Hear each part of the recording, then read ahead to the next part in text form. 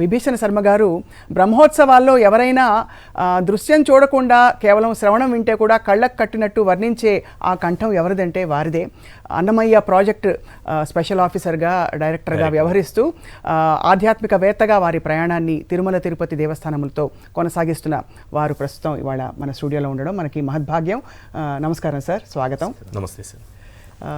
ఈ రామ అనే పదం పాటల రూపంలో, మాటల రూపంలో, మన జీవన విధానంలో ప్రతి అడుగులో, ప్రతి అణువులో నిండిపోయింది. మాట కావచ్చు, పాట కావచ్చు, ఏ రకంగా చూసుకున్నా అనేక రకాల కీర్తనలు, ఆయన పైన పాటలు, పద్యాలు, గ్రంథాలు ఎన్నో వచ్చాయి. ఎందుకంటే రాముడు రామ అనేటటువంటి శబ్దమే దానికి ఒక విశిష్టత ఉంది. మనం తీసుకుంటే కొన్ని ప్రజలకు ఎప్పుడు నోట్లో నానేటటువంటి కొన్ని కీర్తనలు ఉన్నాయి, పాటలు ఉన్నాయి, పద్యాలు ఉన్నాయి. మేలుకో శ్రీరామ నీల నీరద శ్యామ, మేలుకో మేలుకో మేలైన గుణధామ, మేలుకో శ్రీరామ. కోదండ రామ కోదండ రామ కోదండమాం పాహి కోదండ రామ. అంతారామమయం ఈ జగమంతారామమయం, అంతారామమయం. అలాగే మనకి లవకుశులు సినిమా వేదికగా పాడిన శ్రీరాముని చరితమునే తెలిపెదమమ్మా మన శీలవతి సీత కథ వినుడు ఎమ్మ, అలా ఎన్నెన్నో పాటలున్నాయి, ఎన్నో కీర్తనలు. రామ కథను వినరయ్యా, రామ కథను వినరయ్యా, ఇహపర సుఖములను సగే సీత, రామ కథను వినరయ్యా. మనసెరిగినవాడు మా దేవుడు శ్రీరాముడు, రాముడు రాఘవుడు రవికులుడితడు, భువిజకుపతి అయిన పురుష నిదానము, రాముడు రాఘవుడు రవికులుడితడు. అలాగే శ్రీ రఘునందన సీతారమణ శ్రితజన పోషక రామా, రామచంద్రుడితడు రఘువీరుడు, రామచంద్రుడితడు రఘువీరుడు, కామిత ఫలములియగలిగే నిందరికి, రామచంద్రుడితడు రఘువీరుడు. విభీషణ శర్మ గారు, ఇలా రామ అనే శబ్దం మన జీవితంలో ఒక భాగం అయిపోయింది కదా. అసలు ఈ శబ్దం ఏనాటిది, ఎప్పుడు పుట్టింది, ఇది ఎలా పుట్టింది, మన జీవితంలో ఒక భాగం ఎలా అయిపోయింది? మనకి పుట్టు పండుగలు అనేటువంటివి చేసుకుంటూ ఉంటారు, కానీ పుట్టుకని చెప్పటం అంటే నది ఎక్కడ పుట్టింది, ఋషి ఎప్పుడు పుట్టాడు, కల్పాలు అలాగా అనేప్పటికీ చాలా లోతైనటువంటి ఎన్నో అర్థాలు స్ఫురిస్తూ ఉంటాయి. ఇందాక రాముడు 7వ అవతారం, పరిపూర్ణ మనుష్య అవతారం ఇలా చెప్పుకొచ్చారు కదా.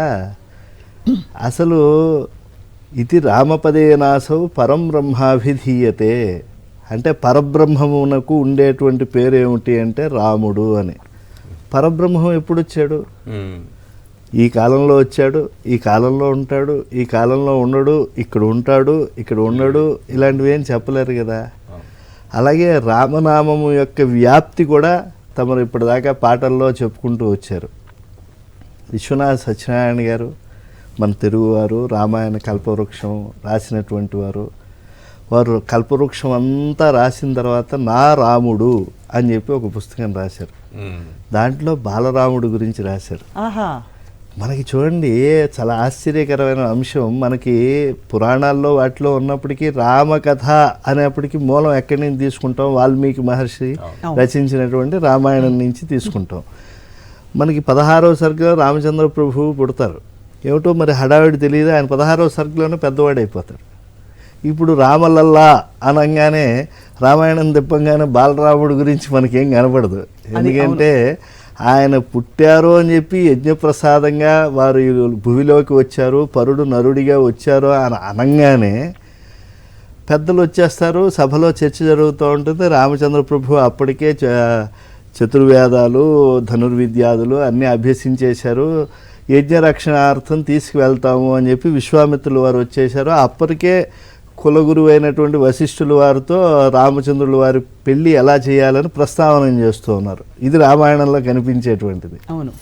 కానీ మనం తెలుగువారి అమ్మ గోరుముద్దలు తినిపించేటప్పుడు ఎప్పుడో రాముడు అడిగాడని, ఆ చంద్రుడిని ఆవిడ అద్దంలో చూపించిందని, బాలరాముడు అన్నం తిన్నాడని, ఇలాగా సత్యనారాయణ గారు కొన్ని ఆ బాల్యమైనటువంటి విశేషాలన్నీ కూడా చెప్పారు. స్వామీజీ చిన్నజయ స్వామి గారు మనిషిగా బతకడానికి సార్ రామతత్వం ఏం చెప్తుంది సార్? మీ మాటల్లో మరొకసారి వినాలనుకుంటున్నాను సార్.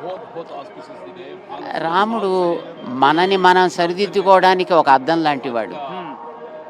ఆయన చూస్తే మన మనస్సుని మనం సరి చేసుకోవచ్చు, మనలో ఉండే లోపాలు దిద్దుకోవచ్చు, మనని అందంగా తయారు చేసుకోవచ్చు, సమాజానికి మనం అద్భుతమైనటువంటి ఒక ఆదర్శాన్ని చూపించవచ్చు.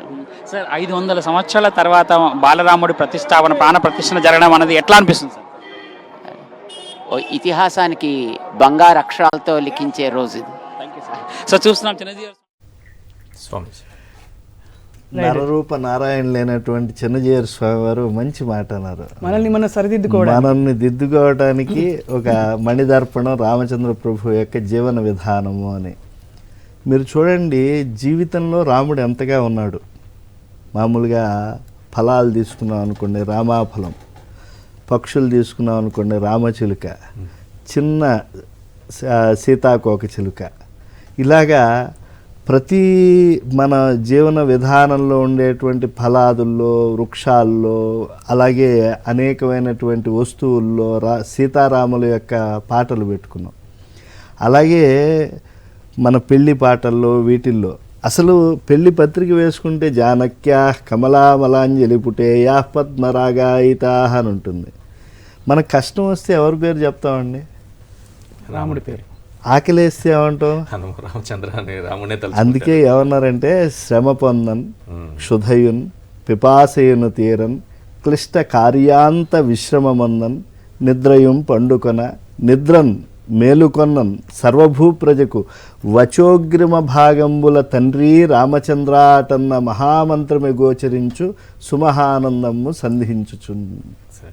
రామచంద్రుల వారికి ఏదన్నా పట్టాభిషేకం అన్నా ఇంకోటన్నా కొంత వివాదం వస్తుంది. అప్పుడు కూడా ముహూర్తం ఎవరు చెప్పారండి ఆయన పట్టాభిషేకానికి? ఎంతటి వాళ్ళు చెప్పారు? వశిష్ఠుల వారు. ఆయన ముహూర్తం పెడితే కాదనేటువంటిది బ్రహ్మగారి కన్నా కొంతన్న ధైర్యం ఉండాలిగా. ఇప్పుడు ఈ ప్రాణ ప్రతిష్ఠ సందర్భంగా ఇది ఎలాంటి ముహూర్తం? అద్భుతమైనటువంటి ఉత్తరాయణ పుణ్యకాలం. ఈ పౌష్య లక్ష్మి ఇంత అందంగా సంచరించేటువంటి నేపథ్యంలో ఈ పరివర్తన ఏకాదశి, ఈ పుత్రదా ఏకాదశి పూర్తయినటువంటి ద్వాదశి తిథి రోజున, ఒకవేళ రామప్రతిష్ఠ ఏకాదశి రోజున చేస్తుంటే మనం అందరం ఏమీ తినకుండా ఉండాలి. ద్వాదశి రోజు తినకుండా ఉండకూడదు, పొద్దున్నే తినాలి. అది కూడా ఎందుకంటే చమత్కారంగా అంటూ ఉంటారు, ఏమండి మీకు ఏకాదశి ఏమైనా వ్రతం ఉందా అంటే ఏమైనా భోజనం చేయరా అని. లేదండి మేము ద్వాదశి వ్రతం ఉంది అంటారు. అంటే ద్వాదశి రోజున పొద్దున్నే తినాలన్నమాట. పొద్దున మనం తప్పనిసరిగా తినాల్సిందే అంతే. కాబట్టి రామ ప్రతిష్టలో రాముడు అన్నం పెట్టమంటున్నాడు, అన్నం తిని చేసుకుంటారు నాయన. అందుకే మధ్యాహ్నం 12 పరిస్థితి ఉండదు ఎక్కడ. గురుగారు ఇక్కడ చాలా ఒక ఆసక్తికరమైన విషయం. ఇక్కడ మనకి వడపప్పు, పానకం ఇవన్నీ నైవేద్యంగా సమర్పించుకుంటూ ఉంటాం. కానీ ఉత్తర భారతదేశంలో ఏమన్నా సంప్రదాయాలు మారుతాయి? ఎందుకంటే ఇక్కడ ఋతువులతో మనకి చాలా ముడిపడి ఉన్నాయి. అంటే పెసరపప్పు పెట్టడం చలవ అని, పానకం ఒంటికి మంచిదని. అలాగా ఉత్తర భారతదేశంలో జరుగుతున్న ఈ అద్భుత ఘట్టంలో నైవేద్యాలు ఏ విధంగా ఉండబోతున్నాయి? శ్రీరామచంద్రుల వారికి ఏమి ఇష్టమని మనకు తెలుసు. అన్నాద్ భవంతి భూతాని పర్జన్యాద్ అన్న సంభవ. మనం అన్నముతో అనుబంధమైనటువంటి ప్రాణులం అండి. పైగా త్రేతాయుగంలో రాముడైనా కూడా మనం ఉన్నది ఇప్పుడు కలియుగంలో. కలో అన్నగత ప్రాణాహ. కలియుగంలో మనము అన్నము లేకుండా జీవించలేం. అందుకే అద్భ్య పృథివ్యాం ఓషధయ ఓషధీభ్యో అన్నాత్ పురుష. ఈ అన్నం నుంచి జీవుణ్ణి సృష్టించాడు అని అనుకోకూడదు. అన్నము సృష్టింపబడిన తర్వాత జీవుడు వచ్చాడు.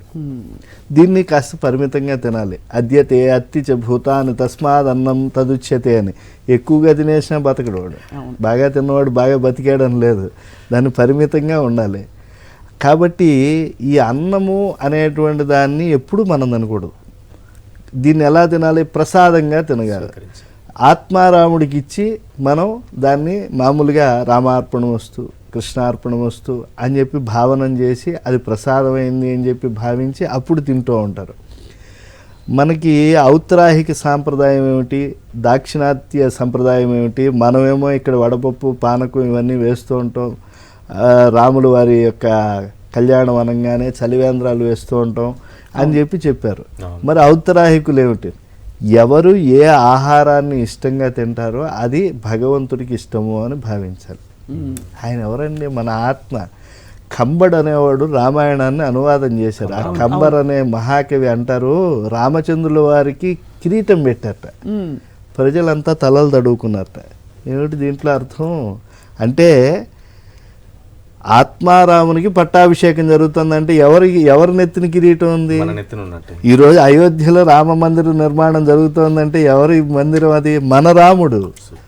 అణువు నుంచి అజాండమంతా పరివ్యాప్తమై మనకి చైతన్యమూర్తి అయి విశ్వానికి బ్రహ్మాండ నాయకుడై ఎవరు సృష్టిస్థితి లయలకు మూలభూతమైన పరబ్రహ్మముగా ఉన్నాడో అటువంటి రాముడికి ఒక గుడి కట్టి ఈరోజు జరుగుతోంది అని అంటే, అది 5 శతాబ్దాల అనంతరం జరుగుతోంది అని అంటే, ఈ కాలంలో మనం ఉండటం ఒక కేంద్ర బిందువుగా మన ఎంత అదృష్టం, ఎంత మహాభాగ్యం ఇది.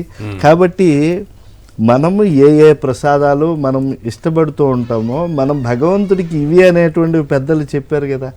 ఆ చెప్పినటువంటి అన్నప్రసాదాలు ద్వాదశి తిథి కదా. ఇప్పుడు ఆకలి వేసినప్పుడు పరమాత్మ ఇదిగో 10 అవతారాలు ఎత్తాడు, ఏకాదశి అవతారాలు ఎత్తాడు, 24 అవతారాలు ఎత్తాడు అనేటువంటిది కూడా అంతగా కాదు. ఎందుకంటే మనం భాగవతాది గ్రంథాలు చదివిన వాళ్ళం కదా.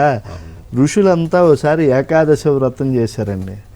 పాపం రాముడి కోసం వాళ్ళంతా పరిశ్రమించారన్నమాట. ఋషుల యొక్క ఎంతో తపస్సు వల్ల భగవద్ అవతారం జరుగుతుంది. రావణుడి బాధలు చాలా ఎక్కువైపోతే అప్పుడు ఋషులంతా కూడా పరమాత్మను స్మరిస్తూ తపస్సు చేశారు. తపస్సులో ఏకాదశి వ్రతం కూడా భాగంగా జరిగింది.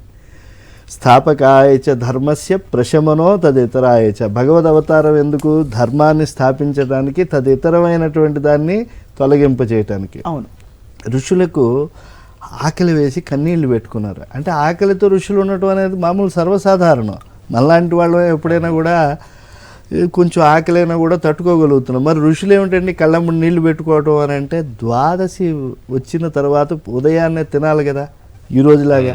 కాబట్టి కనీసం తులసి తీర్థం కూడా తీసుకుందామంటే ఋషులకి ఏం కనబడలేట, కన్నీళ్లు పెట్టుకున్నారు. అప్పుడు మన స్వామి శ్రీ మహావిష్ణువు పుట్టి మామిడి చెట్టు అయిపోయాట ఆయన. అంటే అప్పుడు పెద్దదైతే మళ్ళీ ఈ ఋషులు ఎక్కాలి పంచి పై కట్టుకుని.